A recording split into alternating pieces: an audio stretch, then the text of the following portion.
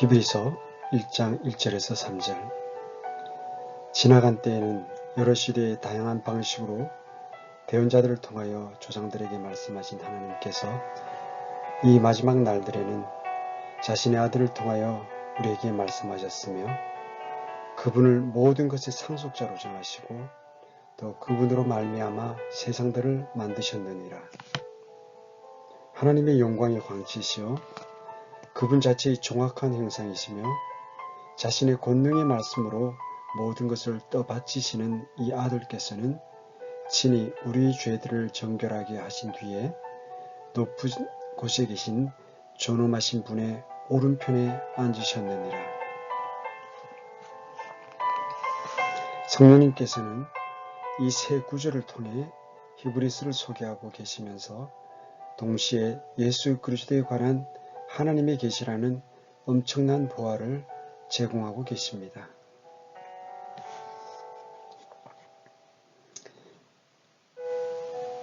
예수님은 하나님의 아들이시며 동시에 사람의 아들이시고 우주의 창조자이시며 그것을 지탱하고 계신 분이요 세상의 구원자시며 우리를 죄에서 정결케 하신 분이시고 만물의 합법적 상속자시며 다시 오실 영원한 왕으로서 현재는 전능하신 하나님의 오른편에 앉아 계십니다. 히브리서에 관한 또 다른 책을 쓴다는 것이 얼핏 생각하기에는 시간과 에너지의 낭비처럼 보입니다. 왜냐하면 이미 이에 관한 많은 뛰어난 책들이 있기 때문입니다. 그럼에도 저는 수년간 저에게 개인적으로 큰 복을 가져다 준 내용들을 출간해야겠다고 생각했습니다. 그러나 이미 많은 책들이 나와 있고 같은 주제에 대한 또 다른 책을 펴내는 것은 반복에 불과할 것 같아 망설이곤 했습니다. 그럼에도 마음의 부담은 지속되었고 결국 저는 성경의 진리는 아무리 반복되더라도 유익하다는 확신을 하게 되어 이 부담을 내려놓기로 결정했습니다. 저는 한 절 한 절 강론하는 대신 히브리서의 주요 메시지를 전달하고자 합니다.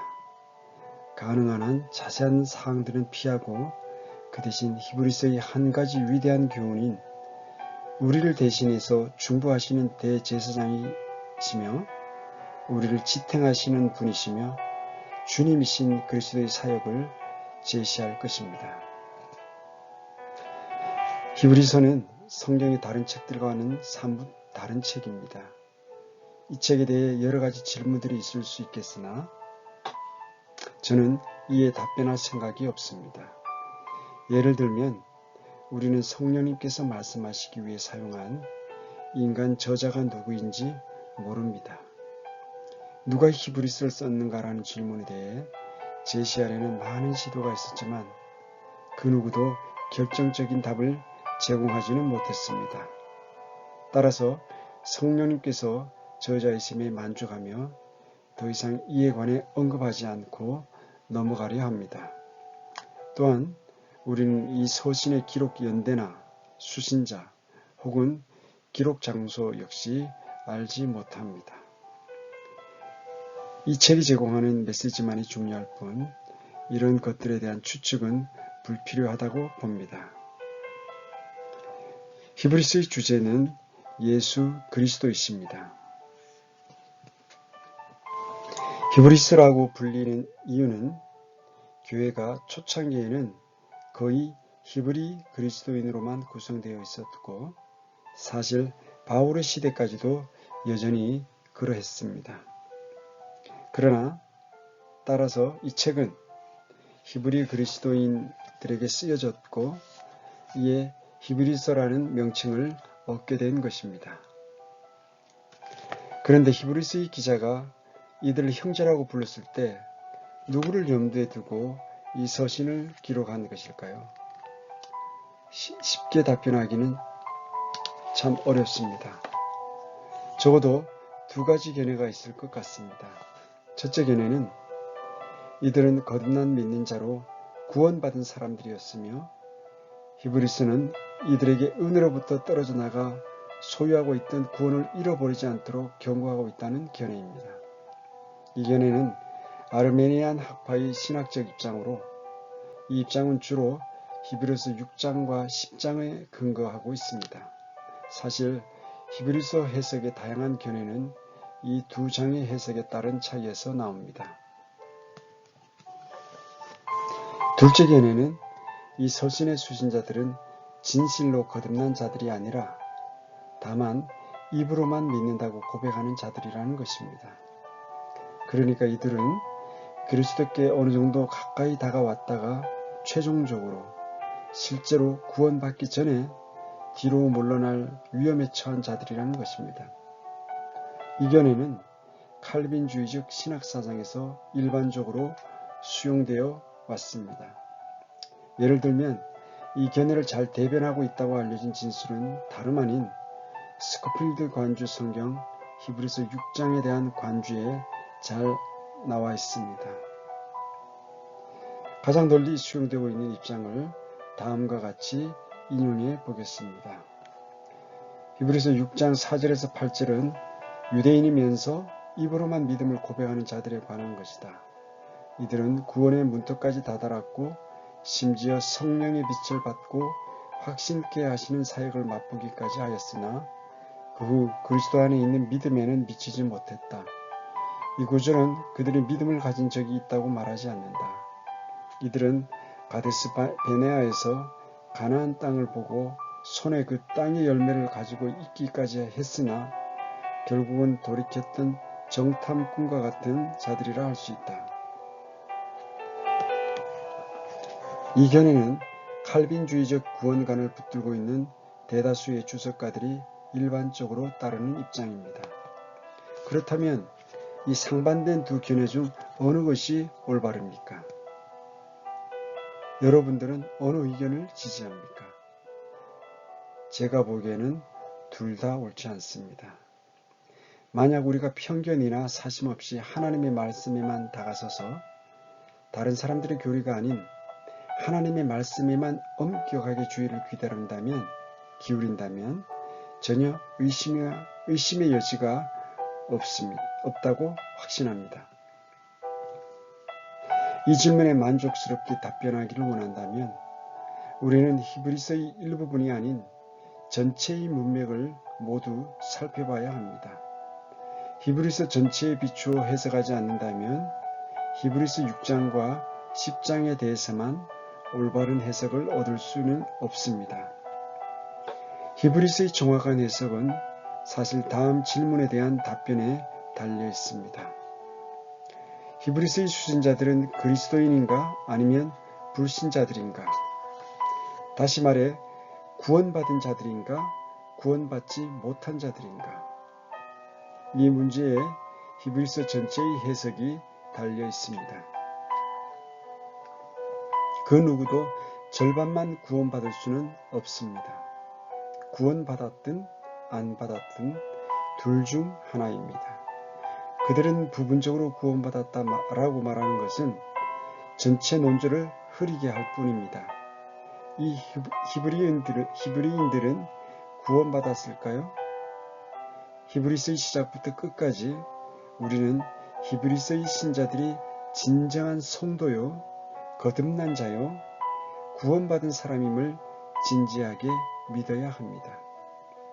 히브리서 기자는 반복해서 편지를 받아볼 사람과 자신을 동일시하고 있습니다. 대명사 우리라는 단어 속에는 당연히 기록자 자신도 포함되어 있는데 기록자는 히브리서에서 이 대명사를 12번이나 사용하고 있습니다.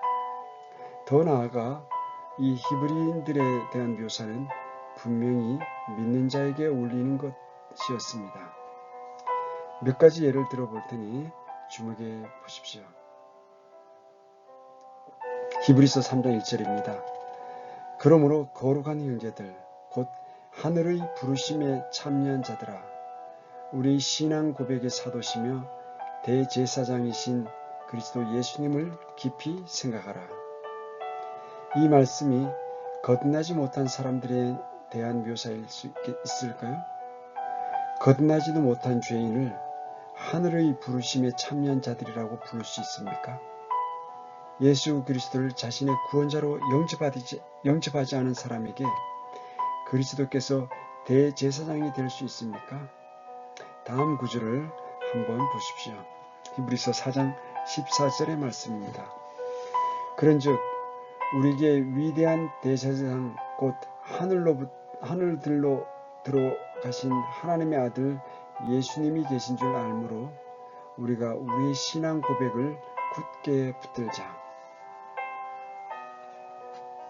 이 문장의 대상이 되는 사람이 회심하지도 않고 거듭나지 않은 자들이며 완전히 구원받지 못한 사람들입니까? 그들은 구원받을 뻔한 사람들입니까? 그 누구도 절반만 구원받고 절반은 구원받지 못할 수는 없습니다. 구원을 받았든지 못 받았든지 둘 중 하나입니다. 중간은 없습니다. 구원의 문 앞까지 도달했다 하더라도 문 안에 들어가지 않은 사람에게는 결코 구원이 없습니다. 그렇다면 이들은 어떻습니까? 만약 그들이 입으로만 믿음을 거짓 고백한 자라고 한다면 성령님께서 그들에게 거짓 고백을 굳게 붙잡으라고 하신 게 되지 않겠습니까? 히브리서 4장 16절에 나오는 다음 내용도 한번 생각해 보십시오. 이것이 구원받지 못한 사람에게 하는 말입니까? 그러므로 우리가 긍휼을 얻고 필요한 때에 도우시는 은혜를 얻기 위해 은혜의 왕자로 담대히 갈 것이니라. 죄인은 갈보리 십자가로 나아가 구원받기 전에 은혜의 왕자로 담대히 나아갈 수 없습니다. 다음 구절을 읽어보고 이들이 구원받았는지 아닌지 여러분들이 판단해 보십시오. 저는 이 구절을 믿지 않는 세상 사람들에게 적용하는 성경교사는 한 번도 본 적이 없습니다. 그러므로 형제들아, 우리가 예수님의 피를 힘입어 새롭고 살아있는 길로 지성소에 들어갈 담대함을 얻었는데 이 길은 그분께서 우리를 위하여 휘장, 곧 자기 육체를 통해 거룩히 구분하신 것이니라. 또 하나님의 집을 다스리는 대제사장께서 우리에게 계심으로 우리 마음이 뿌림을 받아 악한 양심으로부터 벗어났고 우리 몸은 순수한 물로 씻겼으니 우리가 믿음의 충만한 확신 속에서 진실한 마음으로 가까이 다가가자. 약속하신 분께서 진실하시니 우리 믿음의 고백을 흔들림 없이 굳게 잡고 서로를 살펴보아 사랑과 선한 행위에 이르도록 격려하며 어떤 사람들의 습관과 같이 우리의 함께 모이는 일을 패하지 말고 서로 권면하되 그날이 다가옴을 너희가 볼수록 더욱 그리하자. 이 훈계는 믿는 사람들에게 하는 말씀입니까? 아니면 구원받지 못한 죄인들에게 하는 말입니까? 하나님께서 회개하지 않고 절반만 구원받은 입으로만 믿음을 고백하는 자에게 우리의 믿음의 고백을 굳게 붙들라고 권면하고 계신단 말입니까? 제가 아는 한 모든 주석가들이 이 내용은 믿는 자에게 해당한다고 합니다. 이에 대해서는 전혀 이견이 없습니다. 그런데 다음 구절을 두고 믿는 자가 아니라 거짓으로 믿음을 고백한 자에게 된다고 말한다면 그것은 해석의 일관성이 결여된 잘못된 것이 아니겠습니까? 히브리서 10장 26절 우리가 진리에 관한 지식을 받은 뒤에 고의로 죄를 지으면 다시는 죄들로 인한 희생물이 남아있지 아니하고 이 말씀에서 우리는 누구입니까? 바로 앞선 구절들 히브리서 10장 19절에서 25절에 해당되는 사람들이며 다름 아닌 하나님의 자녀들로서 그들이 믿음의 고백을 굳게 붙들어야 한다고 훈계받았다면 바로 이어지는 26절에서 갑자기 문맥이 단절되어 버릴 수는 없습니다.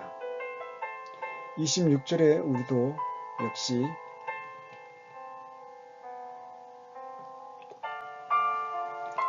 앞선 구절들의 우리와 동일한 믿는 사람들로 고의적으로 죄를 짓지 않으려면 믿음의 고백을 굳게 붙들어야 한다고 말합니다. 고의로 죄를 짓지 않기 위해서는 믿음의 고백을 굳게 붙드는 방법밖에 없습니다. 한 가지에만 더 들어보겠습니다.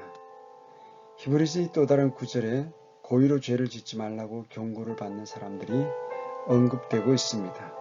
히브리서 10장 34절에서 35절의 말씀입니다. 너희에게 하늘에 더 낮고 영구한 실체가 있는 줄 너희 자신이 알므로 결박 중에 있는 나를 너희가 불쌍히 여겼고 너희 재산을 노력당하는 것도 기쁘게 여겼느니라. 그러므로 너희 확신을 버리지 말라. 그것이 큰 보상을 얻게 하느니라. 끝부분에 나오는 보상이라는 단어는 히브리서의 비밀을 푸는 열쇠입니다. 즉, 히브리서는 절반만 구원받은 자들로 구원을 잃어버리지 않도록 경고받는 자들에게 기록된 것이 아니며 그들은 분명히 구원은 받았고 따라서 그 구원은 절대로 잃어버릴 수 없지만 보상은 잃어버릴 수도 있다는 경고를 하기 위해 기록된 책입니다. 히브리서의 경고는 믿는 자들이 하나님께서 주시는 최고의 축복에 미치지 못하고 주님의 징계의 대상이 되어 그리스도의 심판석에서 보상을 잃게 될지도 모른다는 것입니다. 이들 히브리인들은 하늘에 자기들을 위해 더 좋고 지속되는 보화가 있음을 알고 있었고 이에 성령님께서는 그것을 얻도록 그들의 확신을 굳게 붙들라고 훈계하고 계시는 것입니다. 따라서 히브리서의 핵심은 믿는 자들이 단지 구원에만 만족하지 말고 더 나아가 최고의 열매와 섬김에 이르도록 하라는 엄숙한 경고에 있습니다. 히브리서는 우리가 오직 은혜로만 구원받았음을 가르치면서 이 은혜는 또한 심각한 책임을 수반하고 있음을 가르쳐 줍니다. 은혜로 받은 구원은 행위와는 아무런 관련이 없습니다.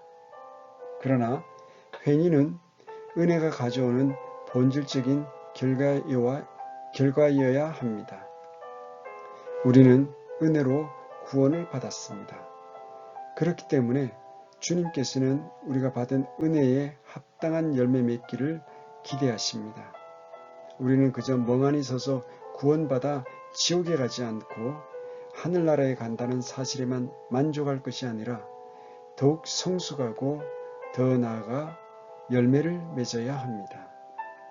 히브리서는 모든 그리스도인들에게 믿음에서 어린아이로 머물러 있지 말고 자라가라고 권면합니다. 베드로도 동일한 권면을 하고 있습니다. 베드로후서 3장 18절 오직 은혜 안에서 자라고 우리 주 곧 구원자 예수 그리스도를 아는 것에서 자라라. 그분께 영광이 이제와 영원토록 있기를 원하노라. 아멘. 은혜 안으로 자라가라고 하지 않고 은혜 안에서 자라가라고 합니다. 히브리서의 핵심, 즉 히브리서 해석의 열쇠는 5장에 나와 있습니다. 5장 12절에서 14절의 말씀입니다. 시간으로 보건대 너희가 마땅히 가르치는 자가 되었어야 할 터이나 하나님의 말씀들의 첫째 기초 원리들을 남에게 다시 가르침을 받아야 할 필요가 너희에게 있나니 너희가 단단한 음식이 아니라 젖을 필요로 하는 자가 되었도다. 젖을 사용하는 자마다 갓난아이이므로 의의 말씀에 능숙하지 못하니라. 그러나 단단한 음식은 장성한 자들에게 속하나니 그들은 그것을 사용하여 자기 감각들을 단련시킴으로 선악을 분별하느니라. 이들 히브리 그리스도인들은 구원받은 후 상당 기간이 지났으나 여전히 단단한 음식을 먹을 수 없는 갓난아이 상태였습니다. 그래서 자라야 한다고 훈계를 받고 있습니다. 성령님은 계속해서 이렇게 말씀하십니다. 히브리서 6장 1절입니다. 그러므로 우리가 그리스도의 교리의 기초 원리들을 떠나 완전함으로 나아가서 죽은 행위들로부터의 회개와 하나님을 향한 믿음과 이 훈계주의를 기르지 않으면 결국 주님의 징계를 받습니다. 영적으로 발육이 부진한 상태에 머물며 계속해서 불순종한다면 결국 주님의 심판을 받게 됩니다. 반복되는 경고와 주님의 경고에도 불구하고 믿는 자들이 계속 육신적 상태에 머문다면 하나님께서는 이들을 죽음으로 벌하시거나 그들을 내버려 두어 육신에 속한 삶에 버림받도록 하여 그리스도의 심판석에서 심판받게 하실 것입니다. 이들은 이곳에서 비록 불 가운데서 받는 것 같이 구원은 받을 것이나 상급은 상실하게 될 것입니다. 성경은 이것을 사망에 이르는 죄라고 합니다. 이 사망에 이르는 죄를 히브리서에서는 고의적인 죄라고 합니다. 만약 믿는 자가 빛을 받고 하늘의 선물을 맛보고 성령님께 참여했으며 하나님의 선한 말씀도 맛보고 오는 세상의 능력도 맛본 후에 더 나아가기를 거부하고 은혜에서 떨어져 나간다면 하나님께서는 더 이상 그에게 회개를 허락하시지 않고 그리스도의 심판석에서 심판하실 때까지 내버려 두십니다. 여러분들은 믿는 자입니까? 여러분들은 은혜로 예수 그리스도를 개인적인 구원자로 마음속에 받아들였습니까? 그렇다면 질문 드리겠습니다. 여러분들은 그 은혜로 무엇을 했습니까? 여러분들은 성숙으로 나아갔습니까? 은혜 안에서 성장했습니까? 여러분들은 세상으로부터 구별되어 거룩함 가운데서 순종하는 삶을 살고 있습니까?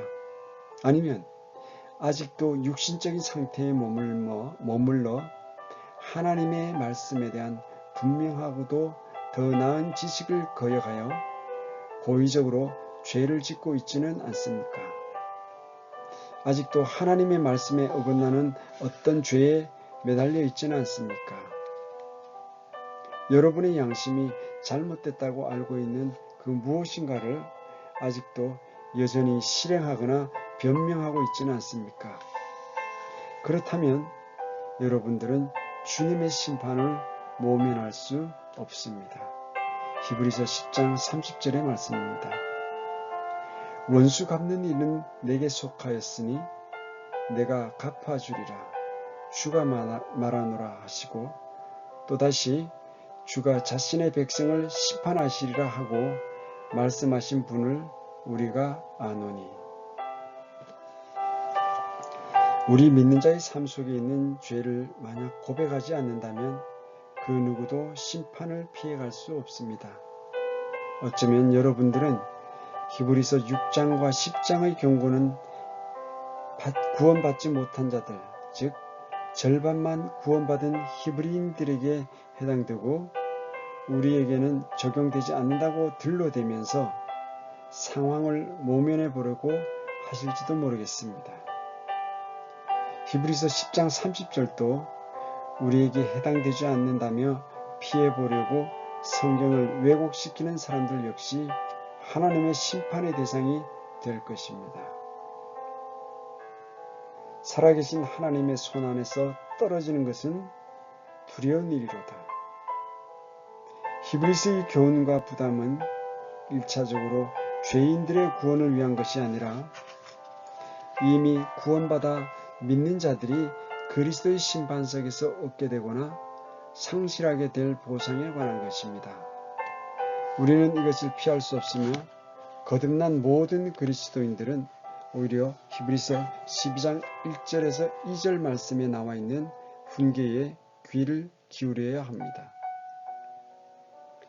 그러므로 증인들이 이렇게 큰 구름을 이루며 또한 우리를 둘러싸고 있으니 모든 무거운 것과 너무 쉽게 우리를 얽어매는 죄를 우리가 떨쳐버리고 인내로 우리 앞에 놓인 경주를 달리며 우리의 믿음의 창시자요 또 완성자이신 예수님을 바라보자. 예수님께서는 자기 앞에 놓인 기쁨으로 인해 십자가를 견디사 그 수치를 멸하시더니 이제 하나님의 왕자 오른편에 앉으셨느니라. 결코 다음 구절이 우리에 대한 것이 되지 않도록 해야 하겠습니다. 히브리서 12장 5절 말씀입니다. 또한 자식들에게 하듯 너에게 말씀하시는 권면을 너희가 잊었도다. 이르시되 내 아들아 너는 주의 징계를 멸시하지 말며 그분께 책망받을 때에 낙심하지 말라.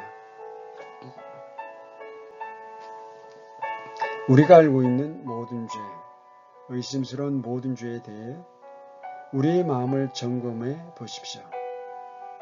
만약 더 이상 죄를 발견치 못한다면 주님께 이렇게 기도하십시오.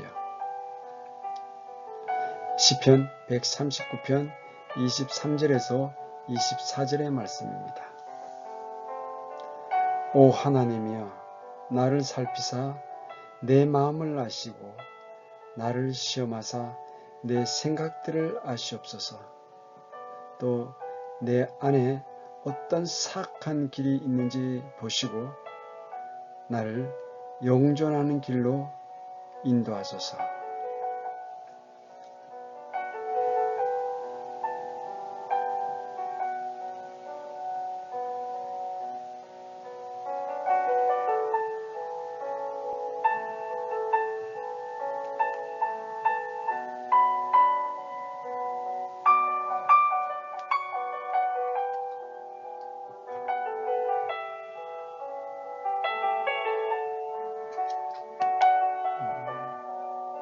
오늘도 함께 해주셔서 감사합니다. 평안하십시오.